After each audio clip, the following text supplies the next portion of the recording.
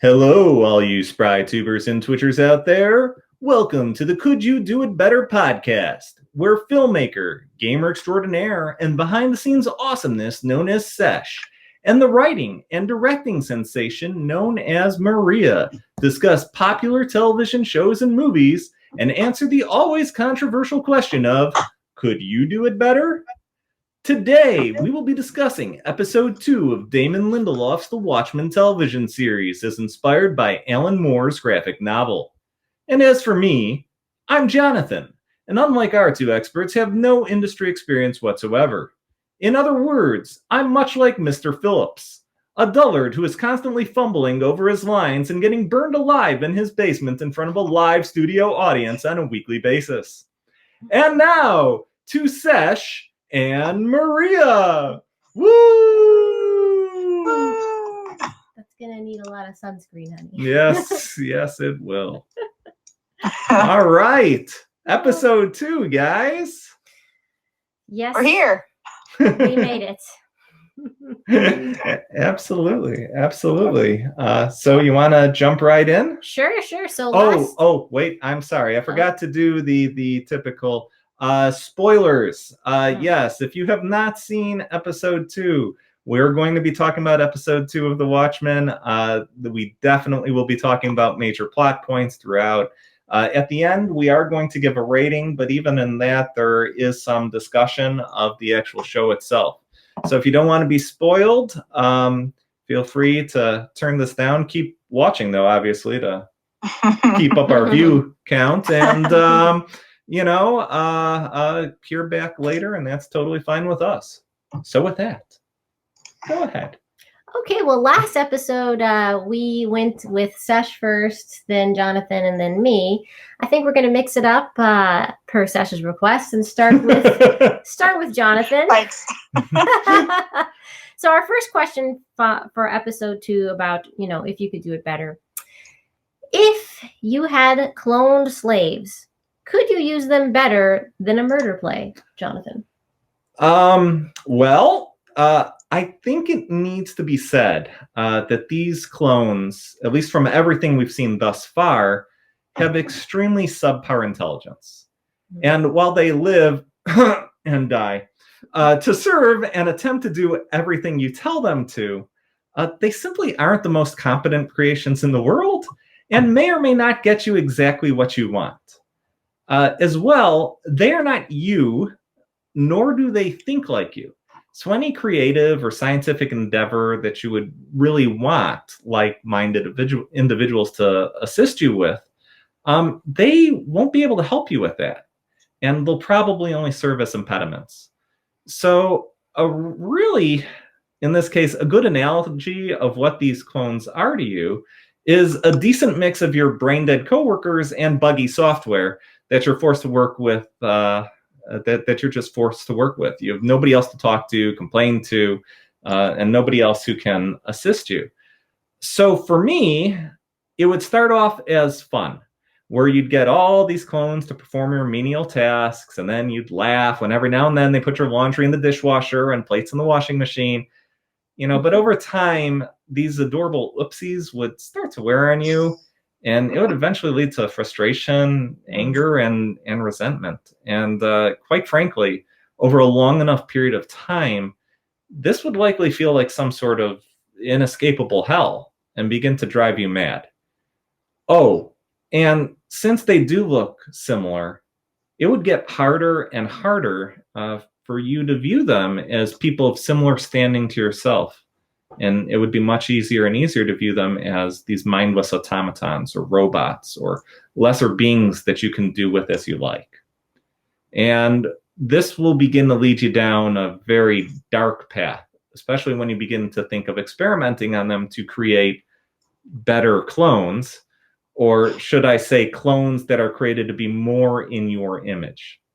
Mm. In essence, I think you actually, in this case, start becoming like a god, and not a good one either. So to avoid this inevitable fate for yourself, I really think the only answer is to somewhat set them free and have limited contact with them that is of a non-professional of a non-professional nature. You have to keep it professional and go from there, because I do think that eventually, living in a world like that, it might start to drive you dark, and you might stop thinking of them as actual life and life forms and people with feelings. So I'm gonna go next, and I kind of feel like, I mean, we have pets, we have animals that don't necessarily think like us, or, I mean, we don't necessarily abuse them. I mean, well, that's true, except for when we're eating, cows. but I'm hoping I'm hoping you're not abusing them while eating them. That's not good. I mean, they have life. We understand the need to take care of them. I don't know. Okay.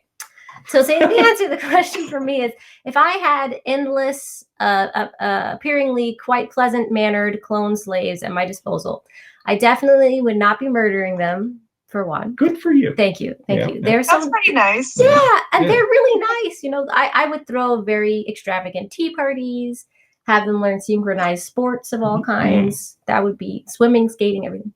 Now, if I put myself in Ozymandias' shoes, it seems like he is in need of a challenge or better conversation. Okay, but to take it out on them so cruelly, it's not right. Even if they can't seem to process life like he does, doesn't give him a right to hurt them and murder them. And that's the whole, I think it's a good argument for going vegan. When you think about it, it's like you're watching him like, hey, just because they're lesser bots doesn't mean they deserve to be butchered. But meat is good. Anyway, he treats that leads me to something. I think he treats them like lifeless dolls. I guess I'm not surprised, because he is a murderer. He doesn't really have that high of a value for life, yet he does at the same time, which is, his thing. But I think he's wrong. I think he's a monster. Oh, he is. He's absolutely a monster. All right. So, Sesh, how about you? Wow. If I had clone slaves, could I use them better than a murder play? I mean, yeah, definitely. I don't think I'd make any murder plays. Like, it's so wasteful. And it's probably a lot harder to make a play that has a lot of murder in it without them actually dying. So, I mean, I like to think also that, like, I'm maybe a good enough director where I don't have to actually burn to death any actors to get real tears out of other actors. I mean, if I were him and treated these clones like he does, then I would spend literally all of my time planning for when all of my clone slaves rebel against me and try to get revenge on me, because that's what he has going on there. I mean, in all honesty, it seems like his giant mansion it's in such good order. Like, they're doing a pretty good job, like you think about having okay, so you think about having like slave people, right? Sounds terrible, but these clone slave people, it would be a lot of chores and errands and that kind of stuff that takes up so much of our time, and we don't have assistants and anyone to help do anything. So I think he's using them pretty good for that part of things, but I think he really does need to have bigger ambitions than murder plays. And even for his own little private murder plays, they should probably be better.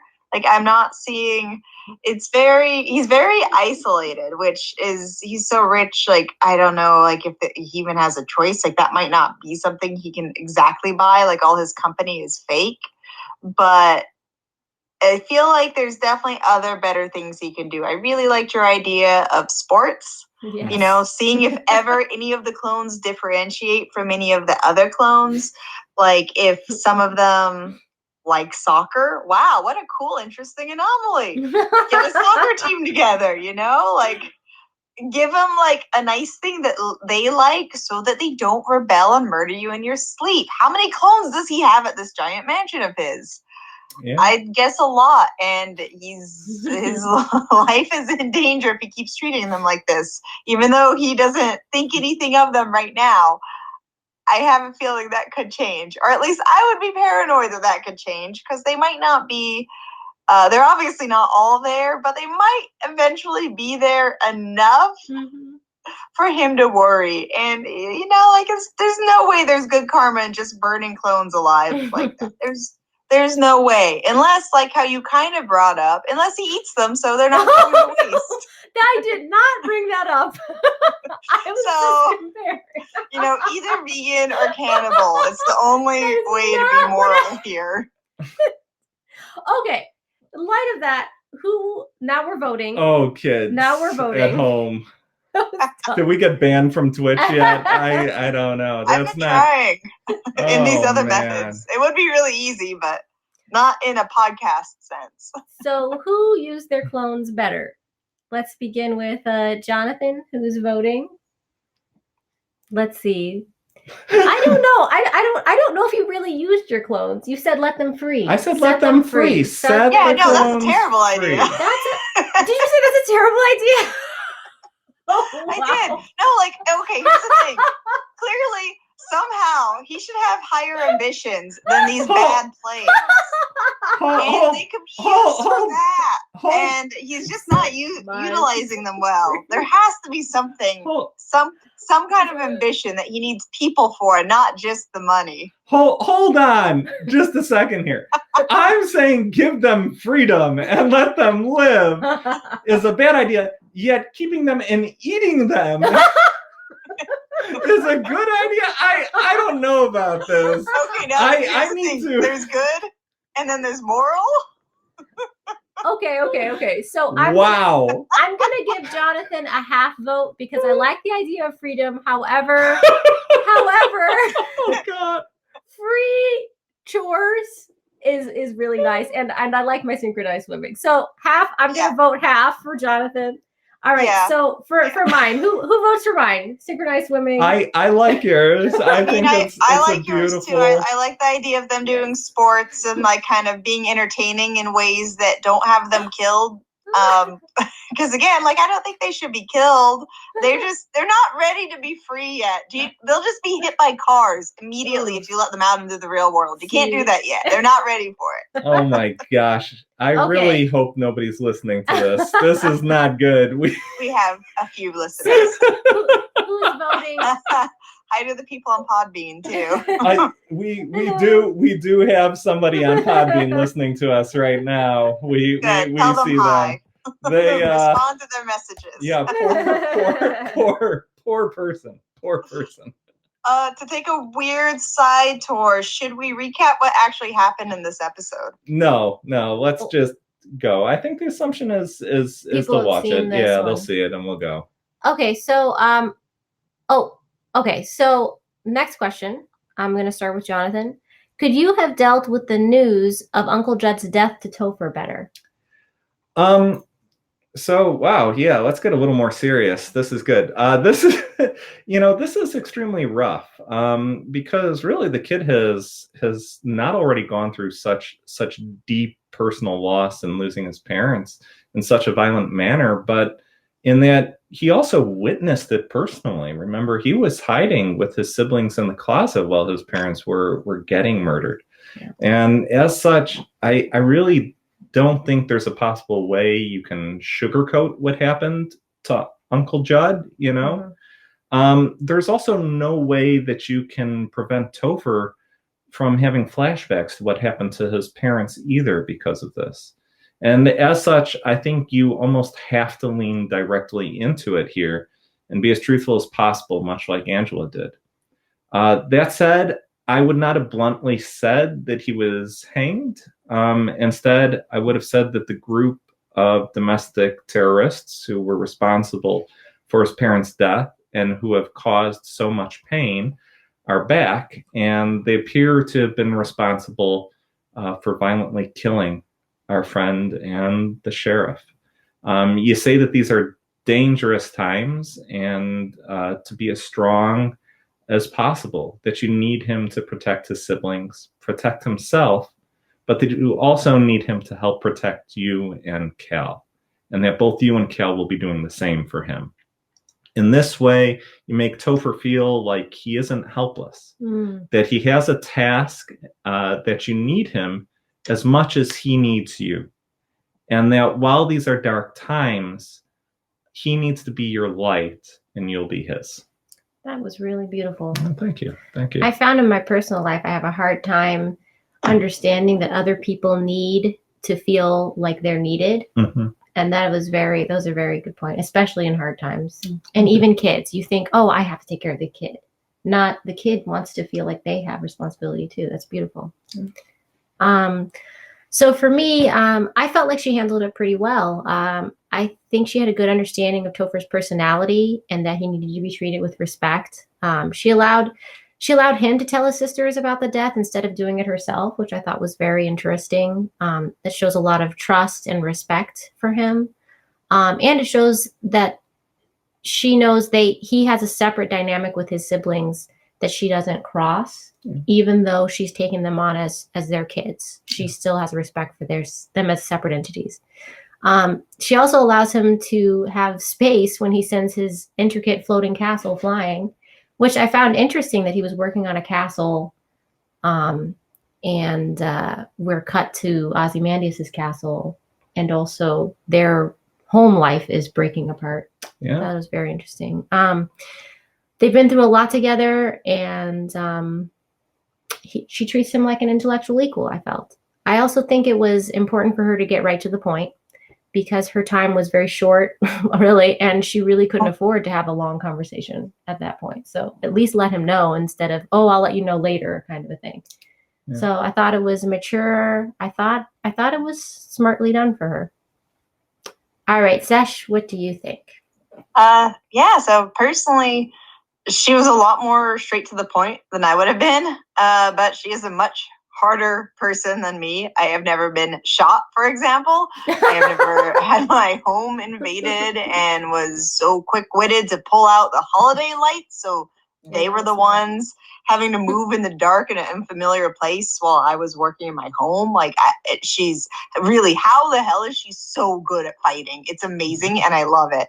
But anyways, yeah, I think for this kid and their relationship together, I think it's actually really great that she's so no nonsense.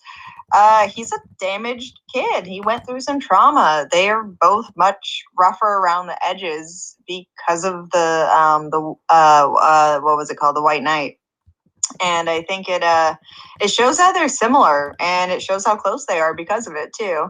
I wasn't sure when she first says it, but actually after his reaction, his mini outburst, and then like calm again, I think it shows something deeper. The kid is more than just a trope orphan kid, and I'm really excited to see where their relationship develops. And I think it's really interesting too, because they went through this similar thing, and they are very different people, but they're really, I think, handling the trauma in very similar ways, where like she'll have her outbursts and she'll put on her mask and then she's calm, and you don't see those outbursts not in that way. And I think it's just really interesting. I'm very excited to see how it develops.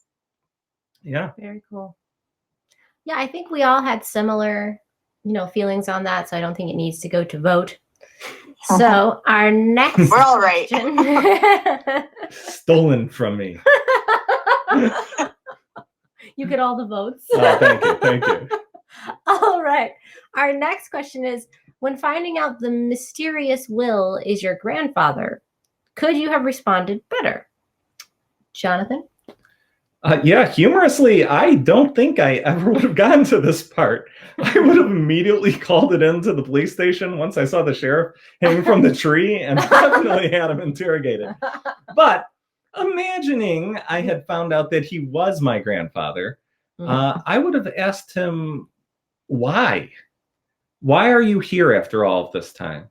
And why have you involved me in the murder of my close friend?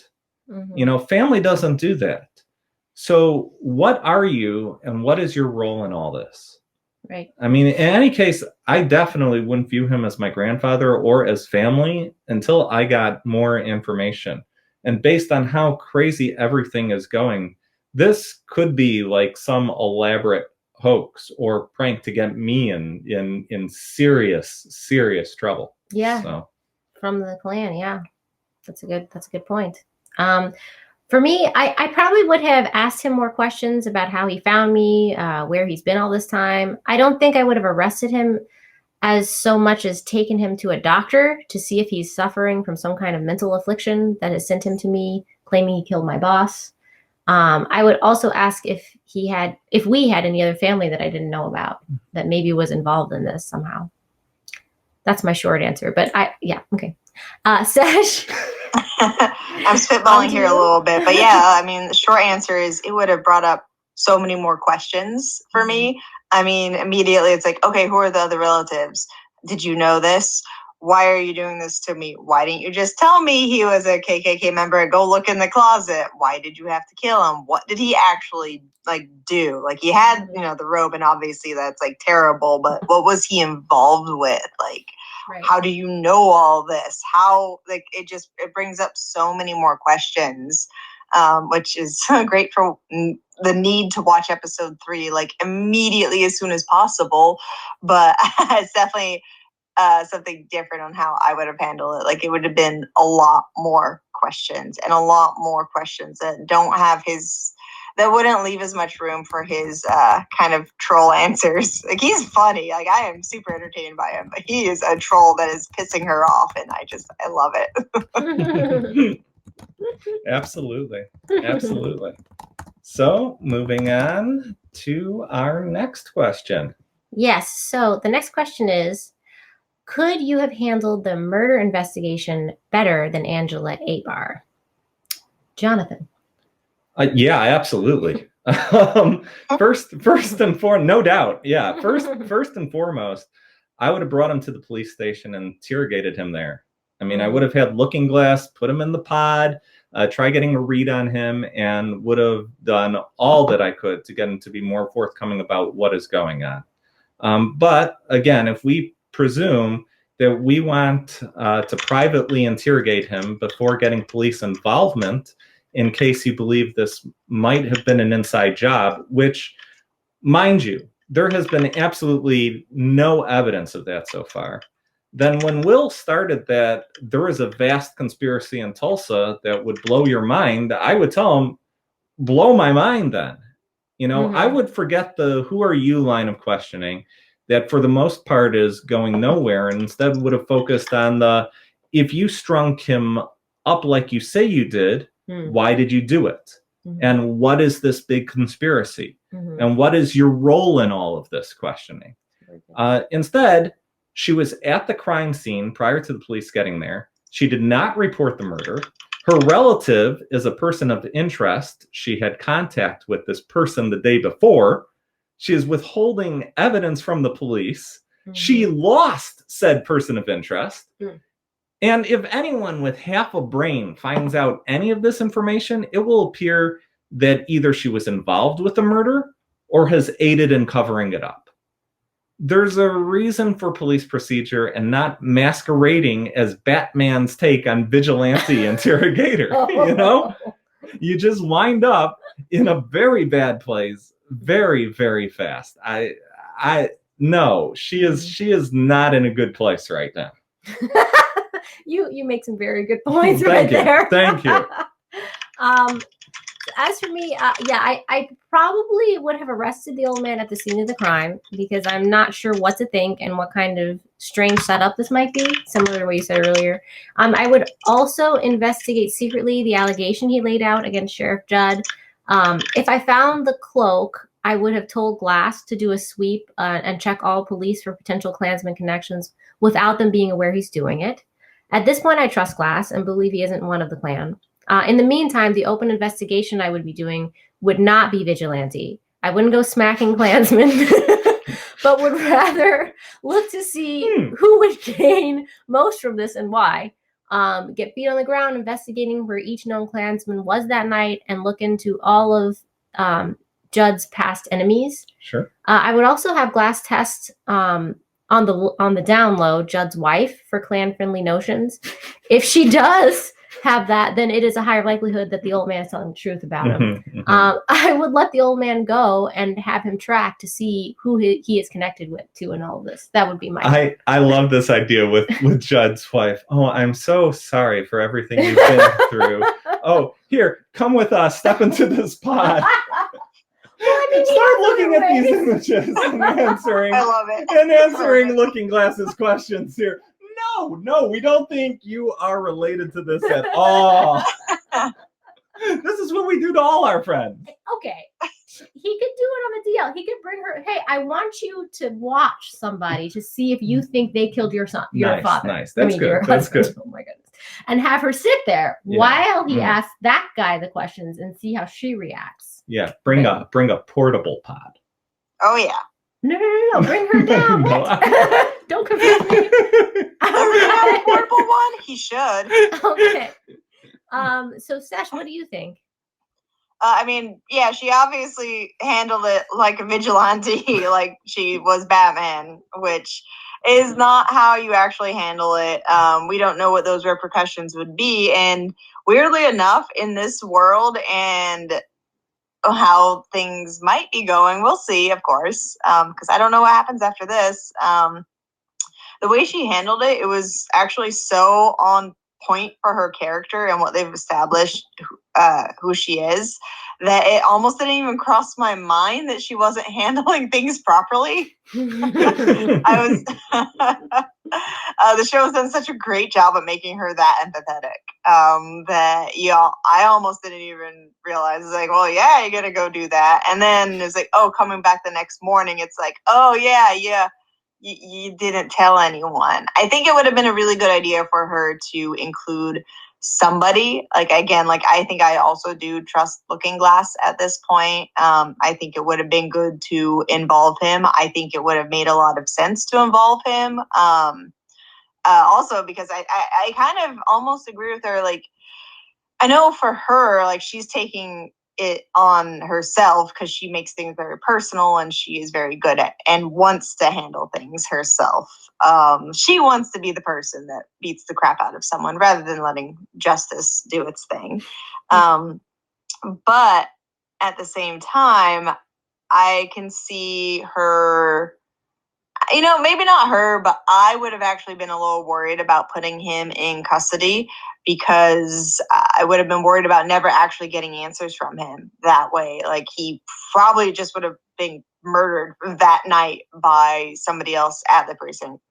Like, you don't do something like that and get away with it. And other people, like, she does go and do these things, but she does actually have a lot of control so far that we've seen. Like, she does have a temper, she does have outbursts, but she still reels it in, So I think her handling it was probably the best way to actually get any answers at all with him. So yeah, it's not the best way, but looking at it a little bit deeper, and again, how this world works and what a particular case it is with who he killed and what danger he would have been in as a prisoner, as a possibly frail old man. We'll see. I don't know if he's got something going on because he is still doing some really weird, interesting stuff. I don't blame her. I don't feel like it was wrong yet for the story. We'll see.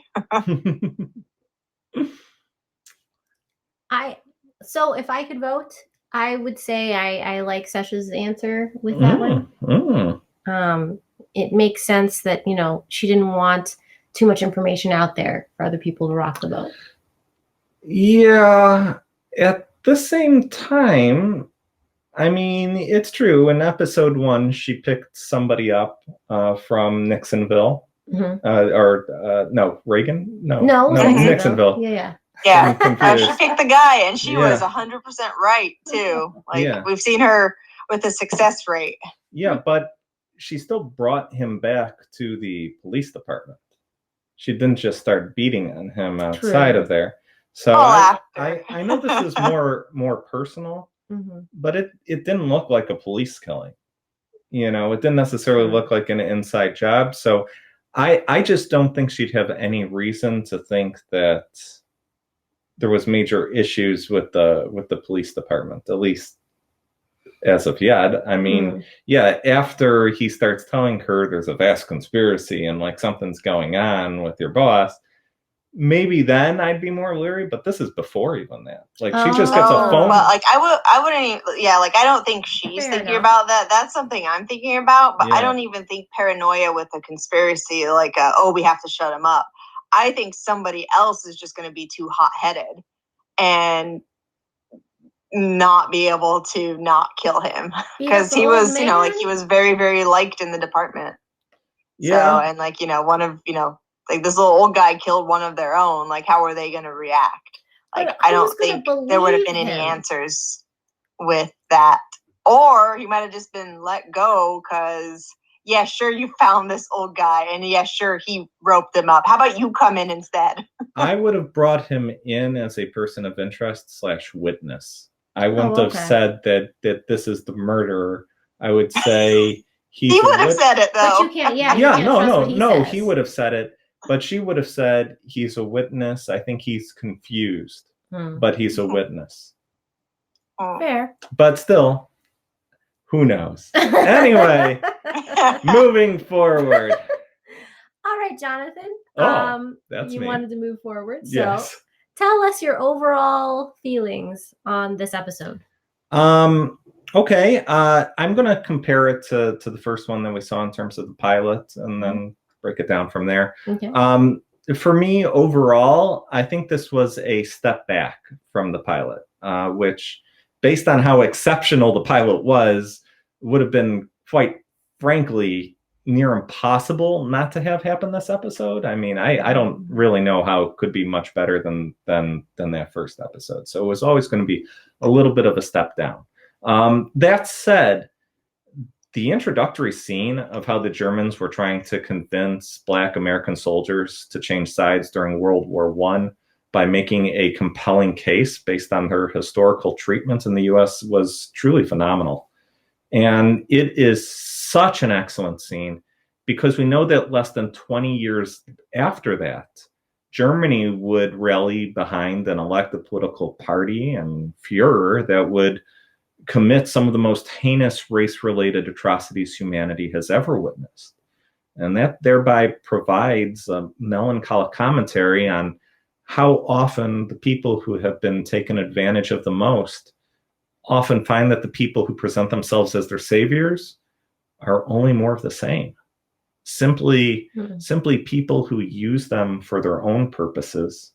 And then when they don't serve those purposes anymore, they're the first, to be either enslaved or tortured or killed or have any of the horrible atrocities that are there inflicted on them. It shows that, we say things like the grass is always greener on the other side as a joke, and we say things are always black and white, but the truth is they are so rarely that way. There's rarely two things. There's rarely two options. We think of good and bad, but the truth is there are whole ranges of good and whole ranges of bad. And that just because bad things are happening to you by a certain people doesn't mean that these next people are going to be any better. They can be actually even worse. And that is a truly scary notion. And it's a notion that, even today, sadly, a lot of people live under, where they live either in fear or worried about how they're going to be treated, or if they're found out to be, whatever, again, they're being afraid of. So I thought it was a salient moment, and I thought it was a truly beautiful scene. Overall, this episode set up the major players for the episodes to come, and it definitely added to the mystery in terms of what's going on. I mean, I'm definitely intrigued at this point. I'm looking forward to seeing the next episode. So I'm gonna say it was a good, solid episode. I'm not going to give it the A+ rating I gave the previous episode. This one I give more a B+, solid B. That was excellent. I really appreciate that you brought up what the Germans did in the beginning, and the future reality of what happened with that. Yeah. For me, I feel like this was a good episode overall, but not as engaging as the first. Yeah. I think this episode was busy working on laying out information and Easter eggs, but lost a bit of the tight storytelling I feel the first episode had. It jumped around more than I would have liked it to, and that kind of made it lose the momentum and the tension it needed to be as riveting as the first episode. I feel like it was a very good episode because it takes us deeper into Angela's world and mind as we are with her in rooting out the mystery, not only behind Judd's death, but in her life. So I would rate this episode a solid B. All right, Sesh? Yeah, I mean, I'd say once again, it's a really, really, really great episode. It continues to push the story forward in such a way where it adds so much more. And I just want to see, while it continues to logically and emotionally keep the threads from the last episode, it does such a good job of that. Like, this episode's definitely more subtle. It doesn't grab you by the shirt collar as much as the first episode, but that's kind of the purpose of a first episode compared to a second episode. And I feel like this one's really setting up a lot of things that we're going to see play out. And I'm really excited for that. Like, this episode's more about subtlety. Especially I love the part where she hugs the corpse of her friend to get him off of the tree and hang it. And it's just a really sad, like, one last time moment where she hugs him. And it's still a little private bit of emotion she lets herself feel, but still doesn't allow herself to show in that situation. And I noticed that she also does the same kind of hug when she's putting her granddad in the car. And she was mad at him, but you definitely see that there's mixed emotions there. We're finding a sad old man who has seen some stuff. Even without us seeing it in the audience, like, she knows he's seen some stuff. He's in a wheelchair. He's very old. There's a ton of racism going on. He is definitely part of the Redfordation funds. So, like, she already knows that much about him. And he's a relative of hers, and also knew some really terrible truths about her friend and how he might not have been who she thought he was. Right. So in that same kind of hug, like, we just see so many mixed emotions, and it's just conveyed in a mimic shot, which is, I really appreciated little things like that. And I'm super excited to see the next episode and see where these seeds that they're planting actually go. But now he's taken away in a spaceship, which somehow actually makes him less creepy to me. If he had any kind of help, I kind of really wish that he was just totally, completely, entirely alone, and he's just like this weird, creepy old troll that does have some kind of powers, but is also kind of confused. That would have been really great. But you know what? I wasn't actually expecting it to go there. It was just creeping me out, and I like being creeped out. So, of course, he has friends, and that's okay. Awesome. Okay, so Oh wait. What's your grade? Oh yeah, what's your grade? I don't remember what I gave the last one. This one's, oh gosh, this one is really good still. What I give the last one, like an A-. This would be like a B+. It's like just like a hair different. Because the old guy's not as creepy anymore. But you know what? His suit was so slick.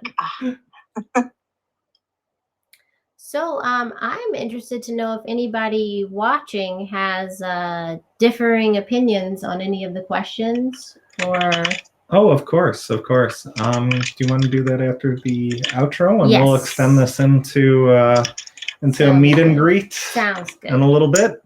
Well, I still think we should do the little opening bit and throw that in later, just for people down the road who wants to eventually listen to this. And so now could be a good time. We do an intro and an outro. We do. And the outro.